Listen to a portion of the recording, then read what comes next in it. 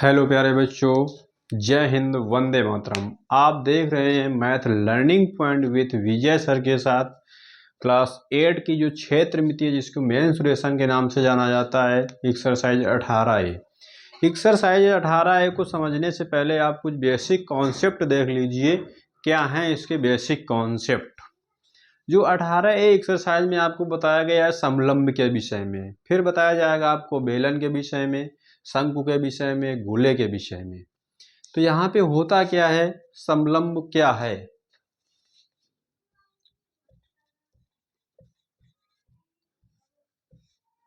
What do you mean trapezium?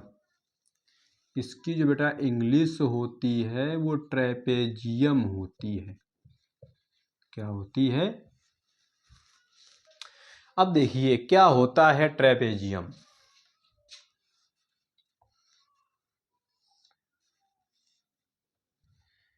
Definition होती है बेटा इसकी,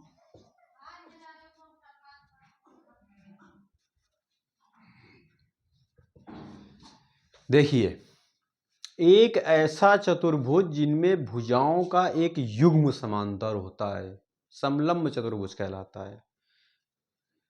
एक ऐसा चतुर्भुज जिनमें भुजाओं का एक युग्म समांतर होता है, समलंब चतुर्भुज कहलाता है। यहाँ पे आप देख रहे हैं ए बी समांतर किसके है? सी डी के है। यहाँ पे आपने देखा जो ए बी भुजा है वो सी डी के समांतर है, अर्थात समलंब चतुर्भुज कहलाएगा। तो डेफिनेशन क्या बनी?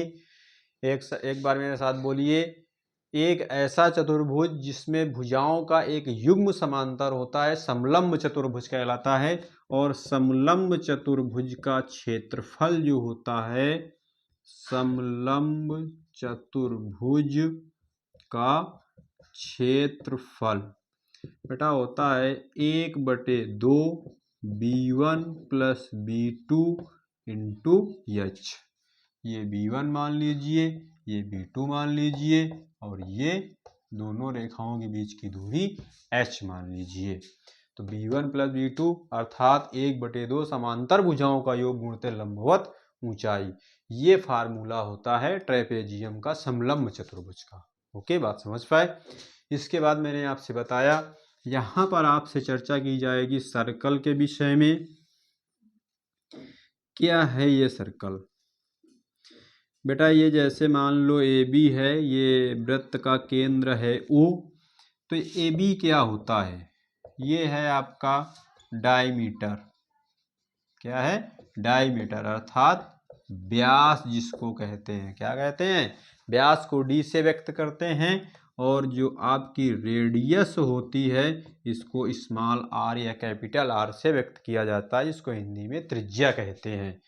ठीक है, तो फार्मूला होता है D बराबर 2R, अर्थात कह सकते हैं व्यास त्रिज्या का दोगुना होता है, या कह सकते हैं त्रिज्या व्यास की आधी होती है। समझ पाए? जो बेटा वृत्त का जो क्षेत्रफल होता है वो πr² होता है, और वृत्त की जो परिधि होती है, पेरीमीटर जिसको बोलते हैं,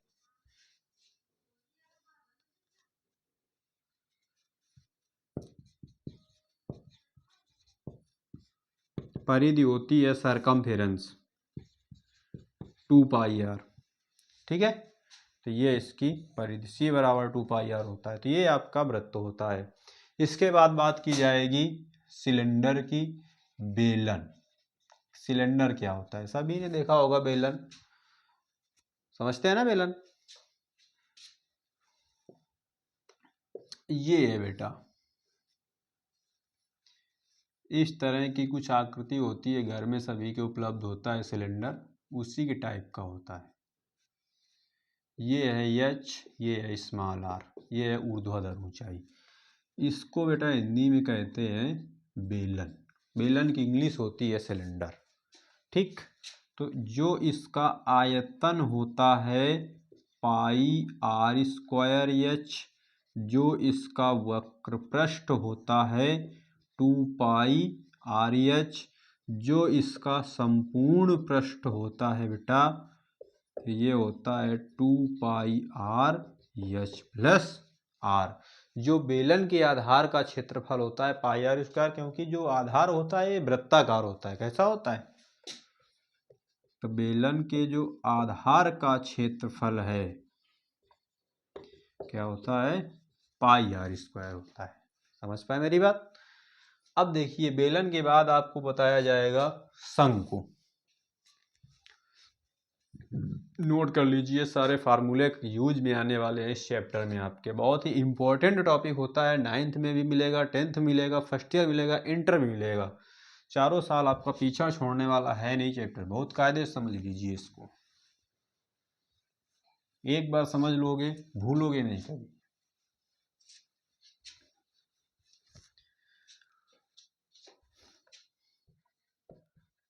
शंकु, शंकु की बेटा इंग्लिश होती है कोण। सभी ने देखा होगा शंकु इस तरह का होता है जैसे आपकी आइसक्रीम होती है, इस तरीके से। ये है ऊर्ध्वाधर ऊंचाई, ये है रेडियस, ये है तिर्यक ऊंचाई। समझ पा रहे हैं मेरी बात? अब देखिए बेटा शंकु का आयतन क्या होता है। देखा आपने किस तरह का शंकु बनता है? ये त्रिज्या है, ये तिर्यक ऊंचाई है, ये ऊर्ध्वाधर ऊंचाई है। समझ पाए मेरी बात? ए बी सी, इसको डी मान सकते हैं। अब देखो आयतन होता है बेटा 1/3 पाई आर स्क्वायर एच। क्या होता है? इसके बाद वक्र पृष्ठ होता है वक्र पृष्ठ होता है इसका पाई आर एल। संपूर्ण पृष्ठ होता है बेटा पाई आर एल प्लस आर। और आधार का क्षेत्रफल होता है पाई आर स्क्वायर। चूंकि आधार इसका भी वृत्ताकार होता है, बस अंतर इतना होता है बेलन में 2 आधार होते हैं और शंकु में 1 आधार होता है। तो ये शंकु के फार्मूले होते हैं। इसके बाद गोला बता दिया जाएगा। तो बेटा गोले का आयतन होता है 4/3 पाई आर क्यूब। वक्र पृष्ठ गोले का होता है 4 पाई आर स्क्वायर।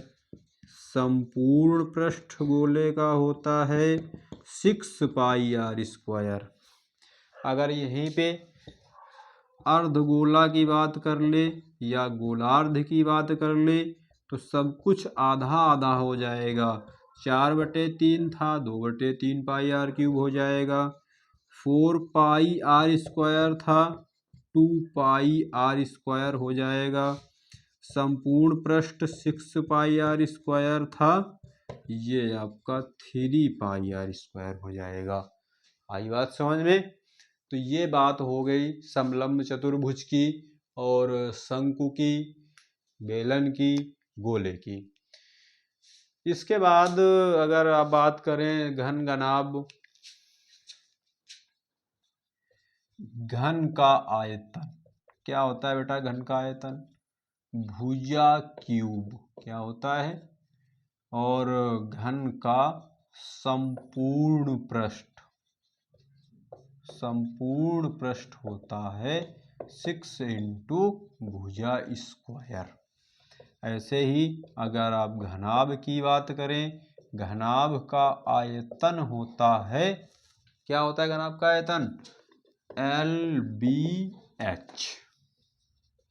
बेटा घनाभ का संपूर्ण पृष्ठ होता है 2LB + BH + HL। इसके बाद होता है घनाभ का पार्श्व पृष्ठीय क्षेत्रफल 2L + B × H। घन का पार्श्व पृष्ठीय क्षेत्रफल होता है 4 इंटू भुजा स्क्वायर। लिखना चाहो तो लिख लो, घन का पार्श्व पृष्ठ 4A स्क्वायर। तो ये फार्मूले हैं कुछ जो बेसिक फार्मूले हैं, मैंने आपको सारी चीज़ें लिख कर बता दी। जो घन आपका बनता है, घन की सभी भुजाएं बराबर होती हैं, घनाभ में लंबाई चौड़ाई ऊंचाई होती है। अब देखिए एक्सरसाइज के कुछ क्वेश्चन मैं करवा देता हूँ। वैसे मेन एनसीईआरटी आजकल सब जगह पढ़ाई जा रही है, बुक में एनसीईआरटी नहीं है, एनसीईआरटी क्वेश्चन इसमें समाहित हैं। देखिए क्वेश्चन नंबर पहला क्या कह रहा है। बेटा फार्मूले जरूर लर्न कर लीजिए, फार्मूले आपको बहुत काम आने वाले हैं यहाँ से लेकर इंटरमीडिएट तक।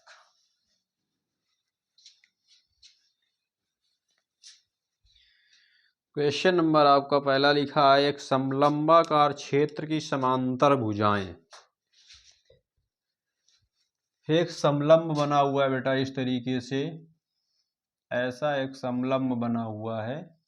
ये कहा ये गया एक समलंबाकार क्षेत्र की समांतर भुजाएं 3 सेंटीमीटर और 4 सेंटीमीटर है।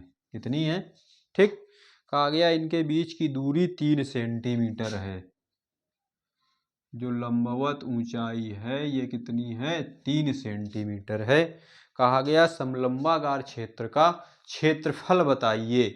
तो समलंबाकार क्षेत्र का क्षेत्रफल बेटा क्या होगा?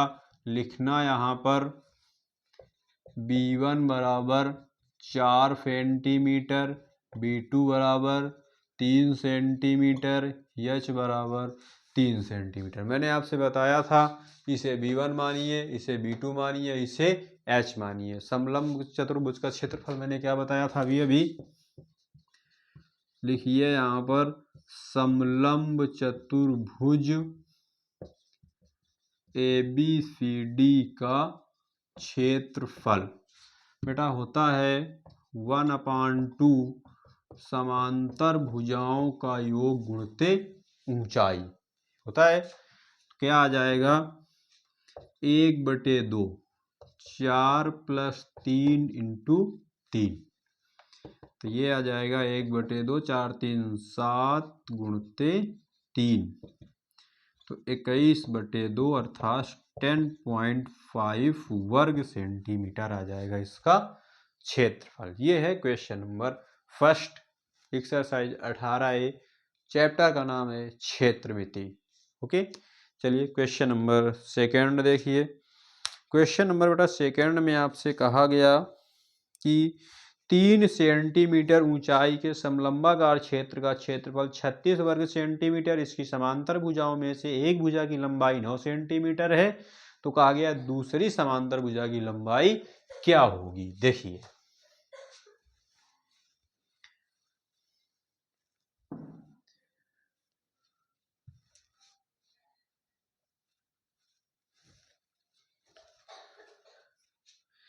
3 सेंटीमीटर ऊंचाई के समलंबाकार क्षेत्र का क्षेत्रफल 36 वर्ग सेंटीमीटर है। क्षेत्रफल कितना दिया गया? 36, ऐसे दर्शा लीजिए यहाँ पर। बेटा कहा गया ऊंचाई 3 सेंटीमीटर,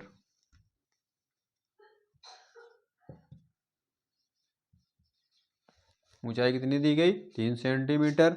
कहा गया है समांतर भुजाओं में से एक भुजा की लंबाई 9 सेंटीमीटर। मान लीजिए पहली भुजा की लंबाई, तो इसका क्वेश्चन मार्क हो जाएगा, ज्ञात करना है। ठीक समलंब चतुर्भुज का क्षेत्रफल कितना दिया?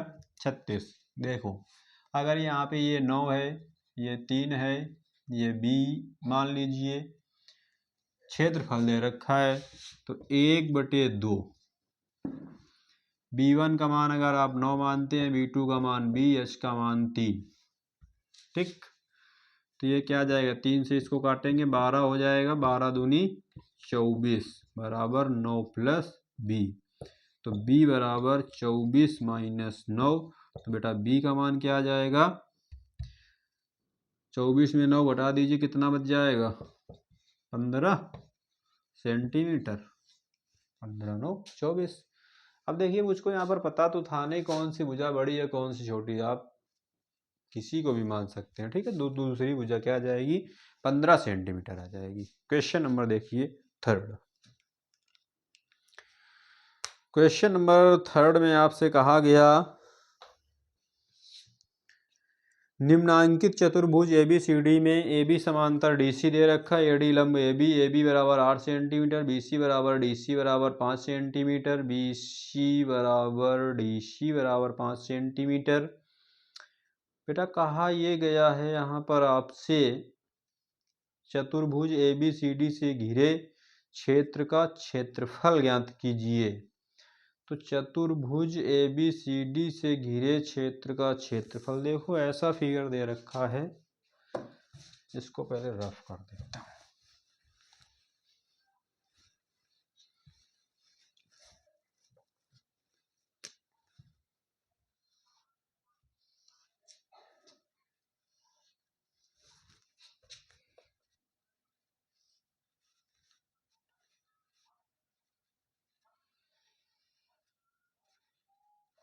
इस तरीके का फिगर दे रखा है, ठीक है। ABCD, ABCD, इसको आप ऐसा करिए तो ज़्यादा अच्छा रहेगा। A मान लो, ये भी मान लो, आप सही। अब देखो क्वेश्चन में कहा क्या गया है, लिखा है निम्नांकित चतुर्भुज में AB समांतर CD दिया गया बेटा, AB समांतर CD दे रखा है, ठीक है। आगे कहा गया AD लंब AB, AD लंब है AB पर, ओके। AB बराबर 8 सेंटीमीटर, AB बराबर कितना दिया है, 8 सेंटीमीटर, ठीक है। BC बराबर DC बराबर 5 सेंटीमीटर, BC DC, BC बराबर DC बराबर 5 सेंटीमीटर। अब चतुर्भुज ABCD से घिरे क्षेत्र का क्षेत्रफल ज्ञात करना है। बेटा यहाँ से लंब खींच लीजिए,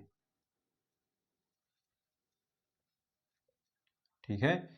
ये इसको E नाम दे दीजिए। देखो ये इसके समांतर है भुजा, ठीक। जब बिंदु C से लंब खींचोगे तो ये इसके समांतर हो जाएगी, अर्थात जो ये भुजा होगी वो इतनी भुजा के बराबर हो जाएगी। समझ गया मेरी बात? मैं कहना क्या चाहता हूँ, मुझे इसका मान चाहिए BE का। तो बेटा BE का मान ज्ञात करने के लिए अगर आप AB में AE घटा दें तो B मिल जाएगा। AB कितना है 8, AE कितना है 5, तो कितनी आ गई B 3 सेंटीमीटर। अब ये है 90 डिग्री, क्योंकि हमें चाहिए CE का मान।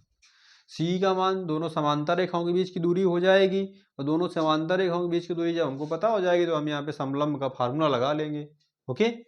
तो पाइथागोरस प्रमेय लगाइए त्रिभुज BEC में। क्या करेंगे बेटा, समकोण त्रिभुज BEC में पाइथागोरस प्रमेय का यूज करेंगे। पाइथागोरस प्रमेय से क्या आ जाएगा, पाइथागोरस प्रमेय से कर्ण का वर्ग बराबर लंब का वर्ग धन आधार का वर्ग, इतना आ जाएगा। अब देखिए कर्ण क्या है बेटा, यहाँ पर कर्ण तो है 5, लंब का मान ज्ञात करना है CE, आधार है आपका कितना BE का मान कितना निकाला था 3, 5 का वर्ग 25 बराबर CE square plus 9, CE square बराबर 25 माइनस 9 बराबर 16।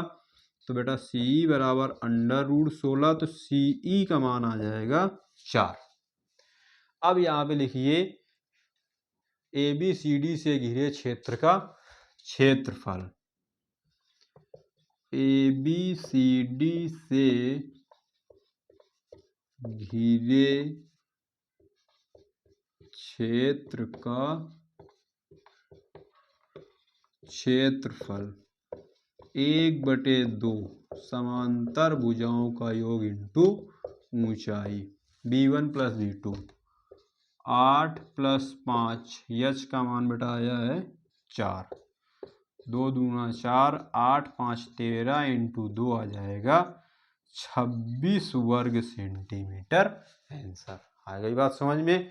तो इस टाइप के क्वेश्चन का सॉल्यूशन इस टाइप से होता है। ओके, सबसे पहले आप एक लंब खींच दीजिए।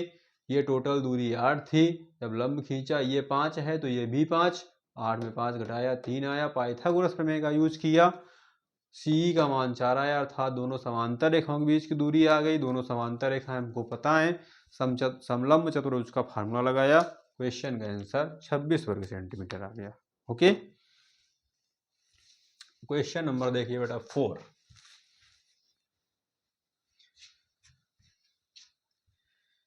क्वेश्चन नंबर 4 की यदि आप बात करते हैं तो बेटा लिखा हुआ है क्वेश्चन नंबर 4 में एक समलंबाकार क्षेत्र की समांतर भुजाएं 8 मीटर और 6 मीटर हैं, इसकी ऊंचाई 4 मीटर है। समलंबाकार क्षेत्र का क्षेत्रफल ज्ञात कीजिए। देखो क्वेश्चन नंबर 4, B1 का मान दिया है, B2 का मान दिया है, H का मान दिया है। B1 का मान है 8, B2 का मान है 6, 8 मीटर 6 मीटर और दिया है ऊंचाई 4 मीटर। ठीक है, तो अब यहां से आपको ज्ञात करना है समलंबाकार क्षेत्र का क्षेत्रफल। तो लिख लीजिए समलंब चतुर्भुज का क्षेत्रफल। क्या आ जाएगा बेटा समलंब चतुर्भुज का क्षेत्रफल? जो समलंब चतुर्भुज का क्षेत्रफल होता है 1/2 समांतर भुजाओं का योग गुणित ऊंचाई।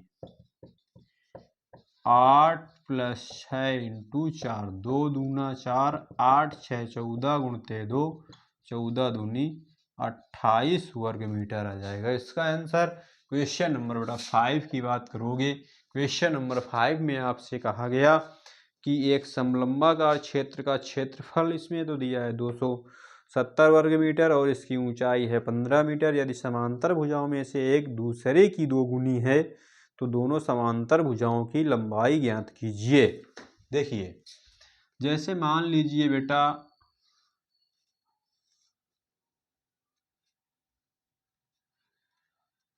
इस तरीके से कोई आपको फिगर दे रखा है, ये मान लीजिए ABCD, ठीक, कहा गया एक दूसरे की दोगुनी। अगर इसे x मान लेता हूं तो ये 2x हो जाएगी। पहली 2x मान लो, दूसरी x, पहली 2x हो जाएगी। ये भुजाओं में से एक दूसरे की दोगुनी है। क्षेत्रफल दिया है 270।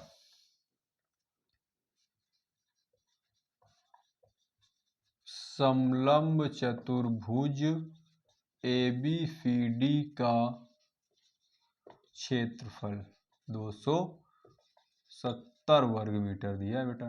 कितना दिया है? 270 वर्ग मीटर। इसकी ऊंचाई 15 मीटर है। H का मान बेटा कितना दिया है? 15 मीटर दिया है। कहा गया यदि समांतर भुजाओं में से एक दूसरे की दोगुनी, अगर मान लीजिए पहली x है तो दूसरी 2x हो जाएगी। ठीक, तो दोनों भुजाओं की लंबाई। अब देखो क्षेत्रफल 1/2 समांतर भुजाओं का योग इंटू लंबवत ऊंचाई। क्षेत्रफल है बेटा 270, 1/2, एक 2x है, दूसरी x है, h का मान है 15। ठीक, 15 से इसको काटो, 15 × 15, 15 5 7 5 12 120, 15 8 120, कितना हो जाएगा? 8 5 40, 8 4 12, समझ रहे हैं ना? 18 दूना 36 बराबर 3x, तो x बराबर आ गया 12। तो एक भुजा अगर 12 होगी दूसरी कितनी हो जाएगी? 24 हो जाएगी। आई बात समझ में? इस तरह से एक्सरसाइज 18A आपकी कंप्लीट होती है। यदि आपको कोई भी प्रॉब्लम होती है, कोई भी समस्या होती है तो आप हमसे उस क्वेश्चन के विषय में डिस्कस कर सकते हैं। यदि आप मेरे चैनल पर नए हैं तो मेरे चैनल को सब्सक्राइब कीजिए, लाइक कीजिए, बेल आइकन को ऑन करके मेरे चैनल से जुड़ जाइए ताकि मैं आपको इसी तरह की अच्छी वीडियो प्रोवाइड कराता रहूं। Thank you so much. जय हिंद, जय भारत।